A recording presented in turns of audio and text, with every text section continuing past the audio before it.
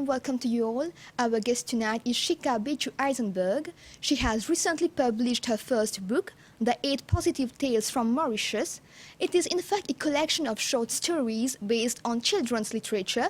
Through this book, Shikha not only aims to educate but also entertain the little ones. Shikha, thank you so much for joining us in the studio of the MBC. Hi, Koyal. Thank you, and thank you to Mr. Rajkumar as well for having me here.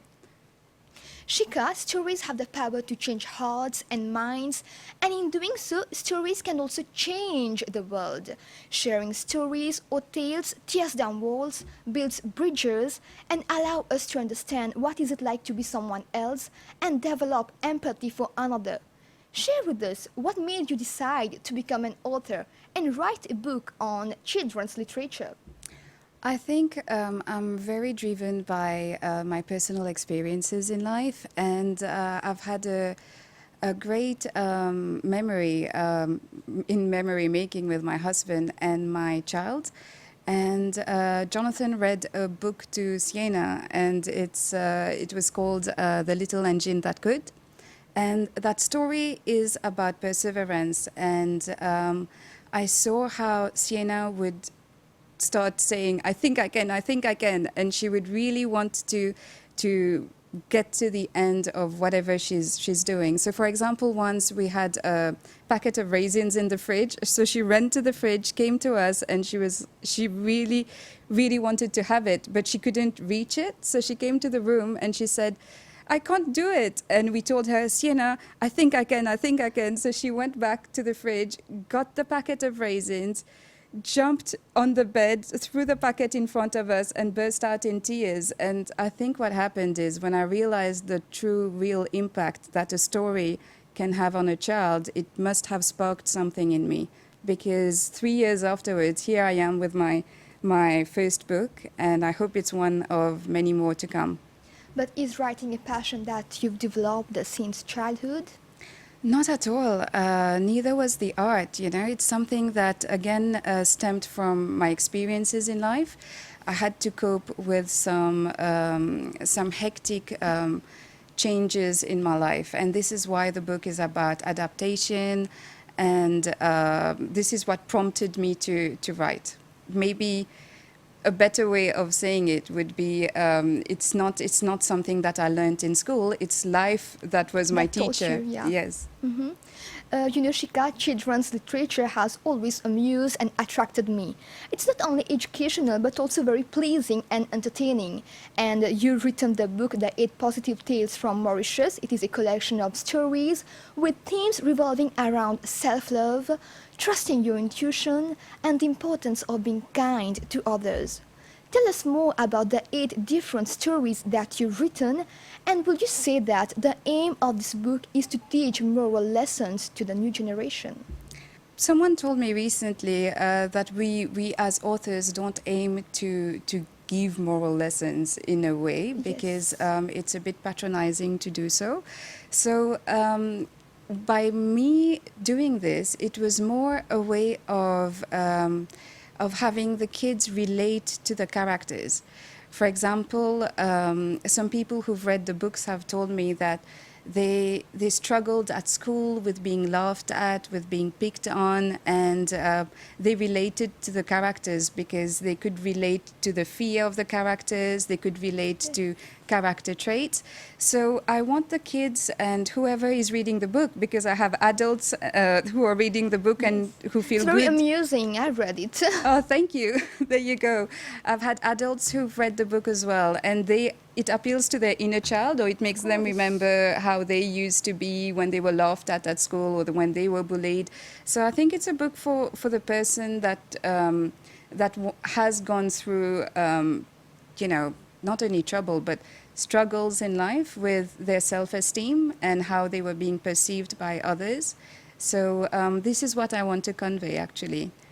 And it's very universal, I would say, that the teachings, I mean, you will always have to be kind to others. It's not something that we should learn only during the childhood. It's something that we should know even during our adulthood, right? Yes, I mean, Penny the Pig. Yes. I don't know if you're familiar with the story. There was a bit about road raging in the story, and that's for adults. You know, the message out there is whenever you're angry, just try to have an anchor to go back to and recenter yourself so that you can be kind again. I mean, I'm not always kind. Trust me, there's times where I go crazy and I'm angry, and I just have to try and recenter myself. And this is the message that I'm trying to give people, like a coping mechanism with how to recenter themselves. Tell us about the 8 different short stories that you've written. Elaborate a bit on them. Okay. Well, we have Hermes the hedgehog, who had like all those spines and who was very prickly and who used to be laughed at by everyone. And all he wanted to do in life was to hug and be hugged. And that in itself is a cute story about how you can want to be loved, but because you're clumsy, people don't appreciate you, and you're less likable because you've got big ears, or you've been laughed at school. So it makes you close yourself on yourself. So that's the story of the hedgehog. I've got another one about pure love, you know, with Yanni the weaver bird. And the little red fody is one of my favorite ones because that's the bird that made it to the cover. And the little red fody is a story about adaptation to change. And I also have Billy the bulbul. Billy the bulbul is about keeping the environment clean and how our ego can get in the way of stopping us from learning, because when we are kids we think we know everything. True. So it's a bit about how to shed your ego. It's very subtle messages which are very, very deep, which kids can start learning about when they're kids. There's also Penny the pig, who's all about listening to her intuition, but people still laugh at her and tell her that, no, it's because of your instinct that you do that. And she perseveres and she's kind anyways. And yeah, that's it. I will let you discover the book by yourselves, you know. Yes, I won't tell you too much about it. Shikha, animals have in fact been ruling in children's literature since a very long time. In fact, in your short stories, animals are the main character. You actually use the literary device anthropomorphism, where we see animals are talking, behaving like humans. Would you say that through this method, children are more submerged in the story? I think I used animals because I like animals. You like I animals. love nature. I love immersing myself in nature. So I'm inspired by nature in writing books. But I think using animals is very convenient as well as an adult because they are politically correct. Nowadays, everything is about saying the right thing. Is it a he or is it a she? Are we going to hurt this group or that group? Mm-hmm. And I find that using animals is a better way of translating the messages across. It also makes the story more interesting and less threatening to children, right? Yes, of course. I was invited recently by Rina, who owns Clay French Learning School. And when I was talking about loss and grief to the kids, they related to loss and grief through losing their pets. And I think it's fantastic. So yes, you're absolutely right. Kids relate better to animals. And I didn't even know that. It's after I wrote that I thought, wow, what a pleasant coincidence. Course. And animals have always remained appealing to children, and the animal stories normally start with the problem, the solution is found along the way, and it mostly ends with happy endings that involve fundamentals morality. How far do you agree that the animal characters act as teachers to children and help them explore difficult topics safely? Oh, thank you. I see a little bit of a compliment in there. Thank you. I'm so glad you read the book, and that's what you got out of it. So basically, again, I want the kids to relate to the animals, and yes, I want them to see that differences in how we are, in how even animals are. I think there's a bit of a passage where the animal, the myna bird, wants to be friends with everyone because he thinks that bats are fun and that geckos are fun because they can walk on the ceiling, and that together as a collective, it's that through our differences, it's the differences that make us beautiful as a collective. And I think that's how I want kids to learn from the animals, that they love each other despite and in spite of their differences. I've seen how Sienna wrote a book herself after seeing my book. Really? She decided to do the Red Foodie Part 2. Wow. I kid you not. She told me, I've had enough of your book. I want my book myself. And she drew animals herself. So it's inspiring her to draw more animals at the moment. So I believe it would do the same to other kids as well. It's also very humorous, right? When you see animals behaving like human. Yeah. Yes, of course. With Hermes the hedgehog, he's got a hat. The Charlie the cat has got a hibiscus, on his ear. The red foodie has got a crown on his head. Most definitely. But Shikha, where did you derive inspiration to write this book with so many different characters? I think it's where I live. I'm blessed to be living in a place that's really blessed with nature. So when we wake up, we have the birds around. I have a cat called Charlie myself. I actually had Penny the pig come knocking at the window of my living Really? room. From real life From experiences a real life then? experience. And I had a red foodie build a nest in my phylloa tree after I published the book. So I have a first-hand relationship with nature. I Okay. guess that's what inspires me. Yeah. But was it difficult to come up with so many different stories? I mean, 8 stories, it's quite a lot. How much time did it take you to complete the whole book? You know what happened, Koyal, it's an interesting question because I've been working on finding who I am for a while now. It's taken me, I've had a lot of changes in my career, coming from a tourism background, then working in finance, and now finally ending up writing books. Book? So I think what it is I really did a lot of self-work, like meditation and yoga, and finding out what it is that really makes me happy. And positive psychology had a big impact on me as well. And writing books is something that followed after the 4 years of hard work in finding out what it is that truly makes me happy. I didn't want to mindlessly do whatever society was expecting of me anymore. I didn't want to please everyone else. I started wanting to please me. And this is what led to eventually me writing books because I love it. I could do it all day long. Did you actually expect that someday you would write a book? Not at all.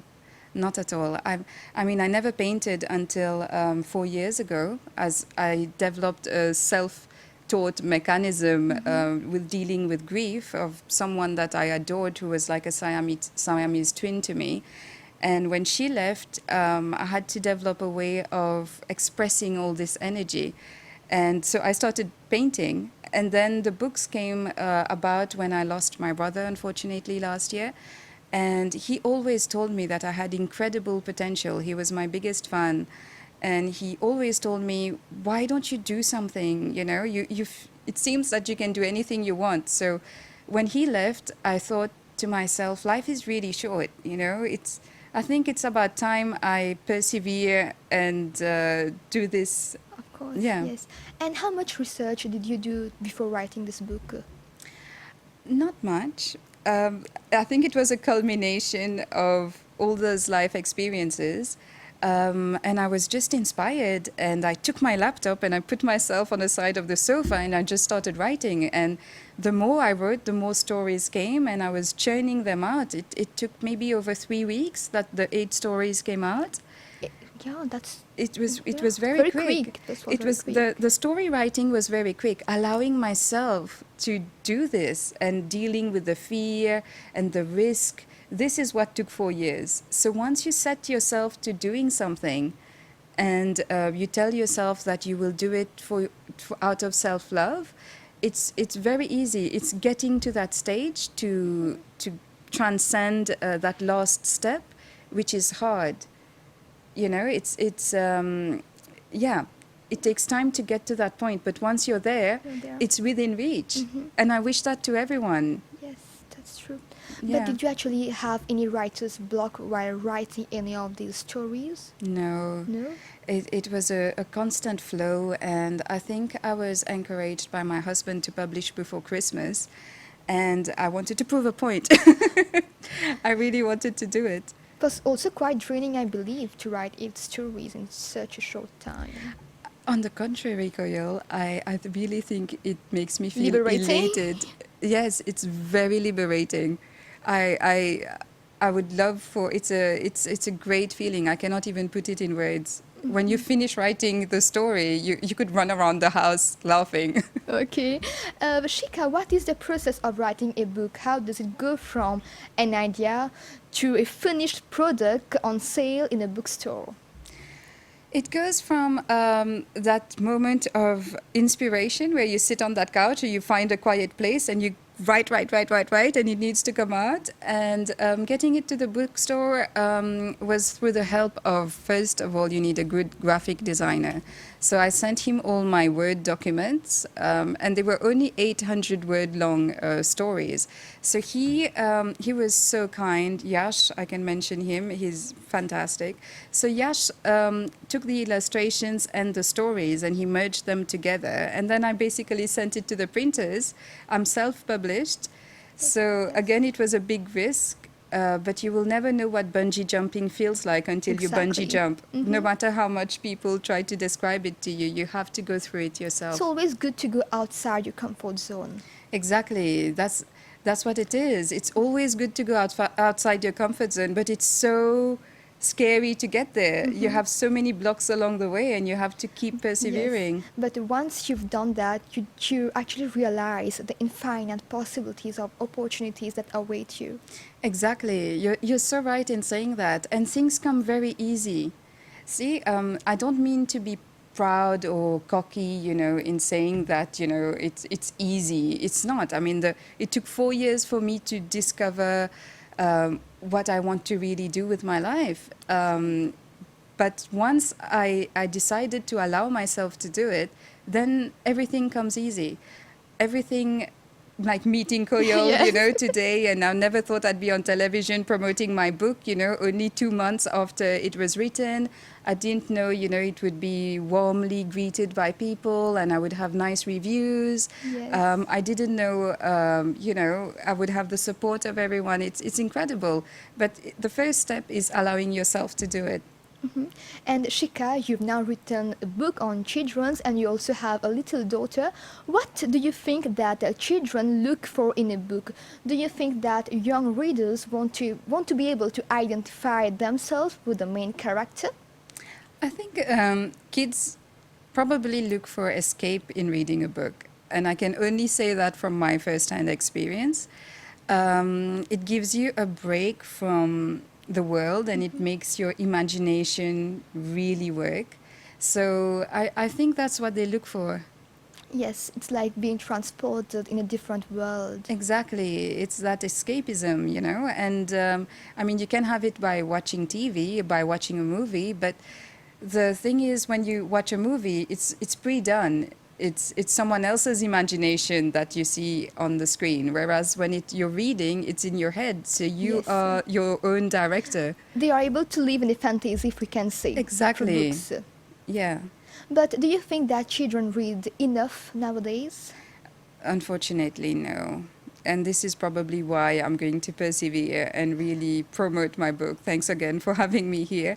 I've been asked before, because I spoke to someone that was working with the UAE, and I've been asked to translate the books into apps and into storytelling apps that the moms could play on the iPad. And I was mortified because I'm very old school. And I was horrified that moms don't find 5 minutes to read a story to their Yes. child, and they want to give them an iPad and press play. I mean, I understand. I'm not against iPads. I'm not against technology, but I don't know. Storytelling has always its place in our life. Exactly. And I see how my child reacts to it and how it's changed her life and her notion of resilience. So, yeah. And Shika, there are also a lot of illustrations in your book. Do you believe that illustrations is a way to encourage a child to read more because through pictures they are able to meet their beloved characters? Most definitely. I think that children love illustrations, and even if they're very young, it's something that will draw them in. I have a friend who sent me a picture of her baby playing with the book because he was mesmerized by the colors. So I want to appeal to all age groups. So if if you can start with a toddler being attracted and drawn to the colors of the illustrations, so be it. You know, the message will eventually be conveyed. I'm sure I hope when he's big enough, he'll want to read the book. And what do you hope the children learn from your book? I hope that they learn how to develop their self-esteem and self-love, especially. It's a book that's to be read with the heart, you know, not so much with the mind. And I want them to have an escape, a way to escape, and to really have stories which speak to their hearts and which are not binding, especially now in a world where you're being forced to wear your mask, where you're being forced to have your temperature checked and have the sanitizer, and where there's a lot of these control going on in the world. I want the kids to realize that even if there is control going on in the world, self-love is very important, and it is the self-love that will get you to achieve your dreams one day, not the control. Of course, that's so true. But Shika, what were the challenges that you had to encounter while writing this book or even publishing it as an author? What were the difficulties that you had to face? I think my biggest difficulty was the funds, you know, because I'm self-published and I had to pay for the publishing of the book myself. So it was a big risk because I had to weigh the pros and cons. You never know how the book will fare until you have it in the shops. So the first few weeks I was very nervous and I was hoping that they would sell. So yeah, that was my biggest challenge. We are actually drawing towards the end of this episode, but before that, Shika, what are your future projects now?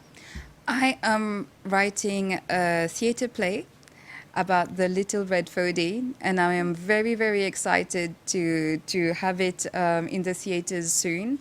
And I'm working with Helen O'Grady Drama School, and I'm very excited about this project. I wrote it during the cyclone of Batsirai, while the red foddy's nest was being whisked away.